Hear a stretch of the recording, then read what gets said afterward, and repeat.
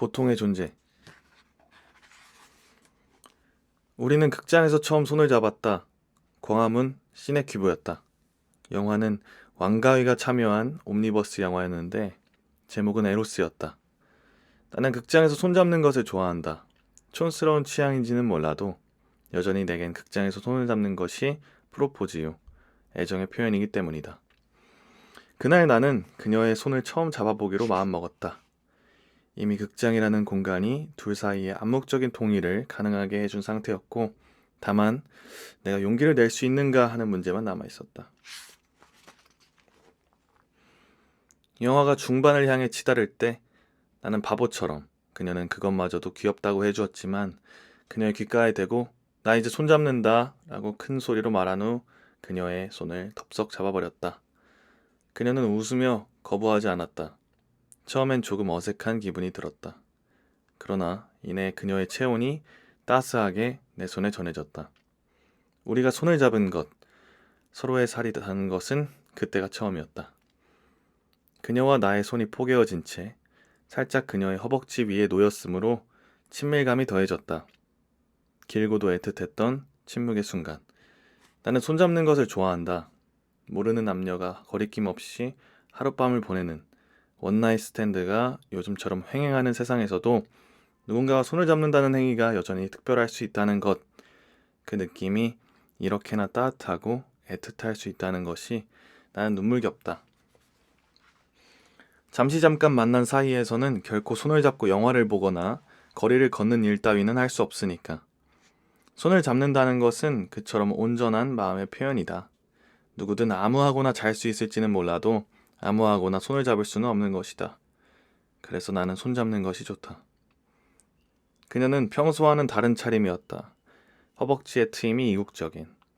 마치 중국 여자들이나 입을 법한 소매 없는 붉은 원피스는 그녀가 그날을 특별하게 생각하고 있다는 증거였다. 극장을 나선 우리는 반포의 작은 식당, 뉴욕 스테이크에 가서 어떤 길 잃은 개에 관한 이야기를 나누며 저녁을 먹었다. 그것이 우리의 시작이었다. 시간은 흘렀고 마침내 모든 인연은 소멸하였다. 함께 보낸 시간들은 무쳐 화석이 되거나 기억과 함께 사라져갈 형편이 되었다. 세상의 모든 남자와 여자들이 이처럼 끝을 앞에 두고서도 아랑곳하지 않은 채 여전히 황홀한 사랑을 시작한다. 물론 시작은 시작일 뿐이다. 그들은 곧 중반기에 접어들고 사랑은 식어가는 결말을 맞이할 것이다. 이것은 자연의 순리로 이미 체념한 지 오래이긴 하나 나는 한 가지 아쉽게 생각하는 것이 있다. 바로 이 나이에도 불구하고 열정이 식어버린 상태에서 상대의 손을 잡아본 적이 한 번도 없다는 사실이다. 나는 언제나 손을 잡았을 때 아무런 느낌이 없으면 그것으로 사랑도 끝났다고 생각했다. 한 번도 열정이 없어진 사랑을 이어가 본 적이 없었던 것이다. 그래서 나는 지금껏 002년이 나의 사랑의 유효기간은 3개월이라고 말하고 다녔다. 그리고 그것은 사실이기도 했다. 아무리 좋아하던 사람도 3개월이 지나면 더 이상 가슴은 뛰지 않고 키스는 짜릿하지 않더라. 나는 그런 정열의 소멸을 감당하지 못했다. 그리고 이제 나의 마음은 다였나 보다 라고 굳게 믿고는 대책 없이 무력하게 끝을 향해 터덜터덜 걸어갔다. 늘 그랬다.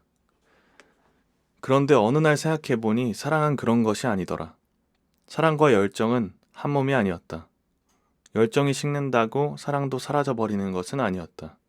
만난 지 5년, 10년 된 사이에 무슨 설렘이 있고 어떤 긴장이 있겠는가. 하지만 그럼에도 불구하고 변함없이 사랑을 이어가는 사람들이 있다. 그런 사람들에게 손잡기란 어떤 의미를 갖는 것일까? 그들은 왜 손을 놓지 않을까? 나는 서로에 대한 신뢰와 믿음으로 굳게 결속한 이들의 마음이 어떤 것인지 알지 못한다. 더 이상 서로를 봐도 가슴이 뛰지 않고 키스는 짜릿하지 않을 때, 잡은 손은 무디어 별 느낌이 없을 때, 그것이 왜 절망이 되지 않는지, 어떻게 그럼에도 사랑을 이어나갈 수 있는지 나는 알지 못한다. 그리고 알고 싶다. 그럴 때 두 사람을 이어주는 끈은 무엇인지. 내가 정말로 누군가와의 관계에서 어느 날 정열이 사라져버린 상태를 받아들이고 지금까지 경험해보지 못한 새로운 사랑을 긴 호흡으로 이어나갈 수 있다면, 어쩌면 나는 제대로 손 한 번 잡아보지 못했으면서 너무 빨리 사랑에 대한 결론을 내리고 살아온 것인지도 모른다. 28, 26. 11년 전 우리는 어린 부부였다. 그땐 우리가 그렇게까지 어리다고는 생각지 못했었는데 결혼식에 참석한 어른들이 하나같이 애기들이 결혼을 한다며 애처롭게 바라보던 이유를 이제는 조금 알 것 같다. 당시 나는 정말이지 가난한 형편이었기에 그나마 가진 돈은 가능하면 신부를 위해 써야 했고, 그러고도 남은 돈은 결혼식 이후의 생활비로 돌려야 할 상황이었다. 지금도 기억나는 건 동네 웨딩숍에 가서 3만 원짜리 턱시도를 빌리던 일이다. 처음에는 아현동 굴다리 부근 언덕길에 있는 웨딩숍 거리가 비교적 저렴할 거라 생각해서 돌아다니다가 그마저도 비싼 것 같아 그냥 동네 아무데나 들어가 제일 싼 것으로 고른 것이 3만 원짜리였다. 사실 당시엔 아무렇지도 않았지만 훗날 시간이 지나고 나서는 왜 가끔 KBS 아침마당 같은 데서 결혼식 못 올린 아주머니들이 나와가지고 울면서 서운해하는 장면을 볼 때면 남몰래 공감을 할 때가 있다. 3만 원짜리 싸구려 턱시도에 관해선 불만이 없었지만 머리만은 그렇지 않았다. 사실 이 머리라는 게 무턱대고 강남의 유명한 미용실을 가는 것보다는 지명도는 조금 떨어져도 자기 머리를 잘 아는 단골집에 가는 것이 마음도 편하고 성공 확률도 높은 법 아닌가. 하지만 신부가 강남에서 머리를 해야 한다고 하도 고집을 부려서 할 수 없이 끌려간 곳이 도산공원 근처에 있는 유명한 C 메이크업 홈이었다. 새벽부터 일어나 아침 일찍 미용실에 도착해 자리에 앉아서 기다리고 있자니 무심해 보이는 인상의 한 남자가 다가왔다. 다들 선생님 선생님 하기에 나도 엉겹결에 선생님 어쩌고 하며 어렵게 주문을 했건만 완성된 머리는 내가 지금 결혼을 하러 가는 새신랑인지 무슨 가장행렬 참가하러 가는 사람인지 분간할 수가 없을 정도였다. 결국 그 무책임한 선생인지 나발인지 덕분에 졸지에 엘비스 프레슬리가 되어버린 난 신부가 노발대발하며 폭발하고 나서야 겨우 평범한 옆가르마로 급전환하여 어쨌든 식장으로 향할 수가 있었다.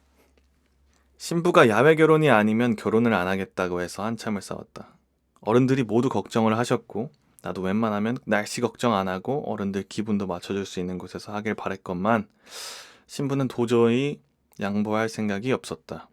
결국 올림픽공원 수변 무대에서 야외 결혼식을 하기로 했는데 결혼식을 올려야 할 날이 다가오자 갑자기 그 주 월요일에 제주도 근처로 태풍이 상륙한 것이 아닌가.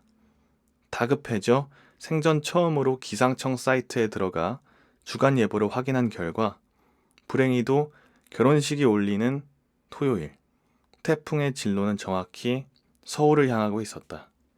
덕분에 하루하루 피를 말리다 마침내 다가온 결혼식 당일.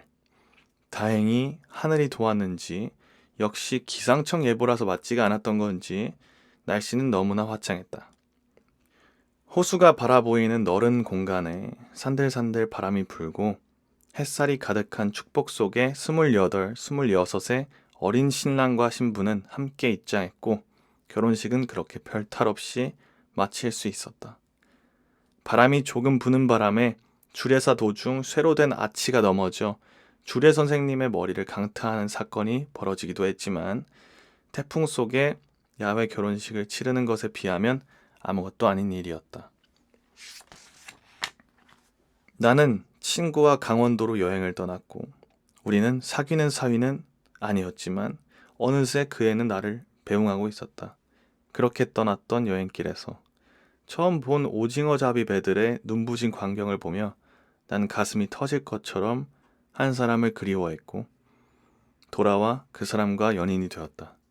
그리고 4년 뒤 우린 부부가 되었다.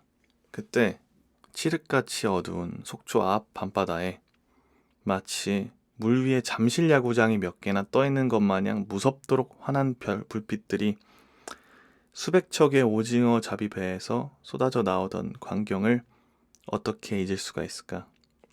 나는 내가 본 아름다운 것을 보여주고 싶었다. 돈으로도 살 수 없는 귀한 것, 오직 너에게만 보여주고 싶은 것. 우리는 강원도에서 1박을 한 후 오징어 잡이배가 나타날 때까지 동해안 해안선을 따라 경주로 가는 밤길을 하염없이 달렸다. 중간중간 몇 척의 배들이 작지만 강렬한 빛을 내뿜을 때면 그 애는 기껏해야 서너 척 정도가 군데군데 모여있는 걸 보고도 소리를 질렀지만 그건 예전에 내가 본 오징어 잡이배로 뒤덮여 있던 장관에 비하면 보잘것없는 초라한 광경이었다. 나는 그것이 못내 아쉬워 달리고 또 달렸다.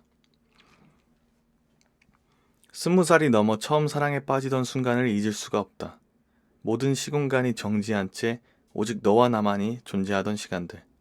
그러나 더욱 잊을 수 없는 순간은 그토록 사랑했던 사람에게서 내 마음이 멀어지던 걸 느끼던 순간이었다. 그때의 충격과 상실감을 무엇으로 설명할 수 있을까? 종말의 시간은 너무 빨리 찾아왔고 그 어떤 무엇으로도 돌이킬 수 없었다. 사랑이 뭘까? 마음은 왜 변할까? 모르겠다. 하지만 지금도 그 애를 생각하면 문정동 어느 작은 공원 문 앞에 걸터 앉은 채 책을 읽으며 나를 기다리던 모습이 떠오른다. 그리고 그것이 내가 사랑한 그녀의 전부였는지도 모른다. 그것이 연민이건 뭐건 상관없다. 설사 그게 사랑이 아니라 해도 사랑보다 중요하지 않다고도 생각하지 않는다. 결국 오징어 잡이 배들은 그때만큼 나타나진 않았다. 나는 신부에게 내가 본 그것을 보여주고 싶었던 것을 보여주지 못한 채 경주에 도착했다. 아쉬움 속에 도착한 경주는 조용하고 정갈했다. 수학여행 온 아이들이 아무리 제잘거려도 마치 온 도시가 눈으로 뒤덮여 있는 듯 조용했다. 사랑이 무엇인지, 마음이 왜 변하는지 난 여전히 알지 못한다. 그렇지만 그때 그 오징어 잡이 배들을 보여주지 못한 것이 아직까지도 아쉬운 것을 보면 마음이라는 것이 그렇게 쉽사리 소멸하는 것만은 아닌 것 같다는 생각이 든다. 우리는 그로부터 6년 뒤에 헤어졌다. 도로에서 가장 늦게 달리는 차는 항상 나다. 그래서 내 뒤에 오는 차들은 거의 어김없이 클렉션을 누르며 답답해하다가 쌩 하고 추월을 하고 난다. 너넨 좋겠다. 그렇게 급한 일, 중요한 일, 가치 있는 일이 있어서 그렇게 미친 듯이 가야 할 곳이 있어서 오늘도 나는 가장 느리게 달린다. MBC 무릎팍도사에 배우 황정민이 나왔을 때였다. 평소 그를 좋아했기 때문에 관심 있게 보고 있는데 인상적인 건 꿈에 관한 두 사람의 대화였다. 황정민은 어렸을 때부터 연기에 대한 열정이 너무 강해 그 어린 나이에 직접 극단을 차릴 정도였다고 한다. 강호동이 대단하다고 칭찬하자 황정민은 별거 아니라는 듯이 누구나 하고 싶은 건 있는 법이니까 라고 대답했다. 그때 강호동이 말했다. 그럼 하고 싶은 게 없는 사람은 어떡하죠? 나는 무릎을 쳤다. 그래, 저게 진짜 얘기다. 나도 꿈 같은 건 없던 청소년이었으니까. 하지만 황정민은 거듭 주장했다. 그렇지 않다고. 누구나 하고 싶은 게 있는 법이라고. 그러자 강호동은 자기 얘기를 했다. 자기는 어렸을 때 하고 싶은 게 없었다고. 다만 부모의 권유로 운동을 시작했을 뿐이라고. 꿈에 관한 둘의 이야기가 어떤 결론을 맺었는지는 기억이 나지 않는다. 다만 난 꿈이라는 게 누구에게나 쉽게 주어지는 것은 아니라고 생각한다. 오히려 내가 알기로는 꿈이 없어서 고민하고 꿈을 찾으려 애쓰는 사람들이 훨씬 더 많다. 그래서 학교 다닐 때 내가 가졌던 의문도 학교라는 곳은 왜 꿈과 재능이 있는 사람들만을 위한 곳일까? 하는 점이었다. 꿈도 재능도 없는 평범한 아이들도 살아갈 방편을 가르쳐 주어야 되는 건 아닐까? 나도 그런 아이 중 하나였다. 무엇이 되고 싶다거나 뭘 해보고 싶은 게 도무지 없어서 늘 괴로웠고 또 나만 그렇다고 생각해 자책했다. 난 스스로를 아메바처럼 느꼈다. 내가 했던 일이라곤 버스를 타고 몇 시간 동안이나 할 일 없이 시내를 돌다가 종로에 내려서 교보문고로 가서는 할 일도 살 책도 없으면서 민기적거리다 오는 것이 전부였다. 이게 뭔가 얘기가 되려면 그때 그곳에서 엄청난 책을 독파하여 마침내 꿈을 실현했네. 교보문고는 내 꿈의 자양분은 어쩌고 뭐 이래야 되겠지만 미안하게도 그런 것은 전혀 없다. 그곳은 내게 그저 비바람과 햇볕을 피할 수 있도록 해준 나무 그늘에 불과했으니까. 물론 소중했지만. 돌이켜보면 나는 선생님들이 누구나 한 가지씩은 잘하는 게 있다, 누구에게나 꿈은 있기 마련이다 등등의 사기를 안 쳤으면 어땠을까 하고 생각한다. 그랬으면 왜 난 꿈이 없을까? 이런 고민하지 않아도 됐을 텐데. 너는 커서 뭐가 될래? 만약 지금 내게 누가 다시 묻는다면 나는 이렇게 대답하겠다. 살다 보면 생기겠죠. 끝까지 안 생길 수도 있겠지만. 내 나이 38. 나는 아직도 생의 의미를 명확하게 발견하지 못했다.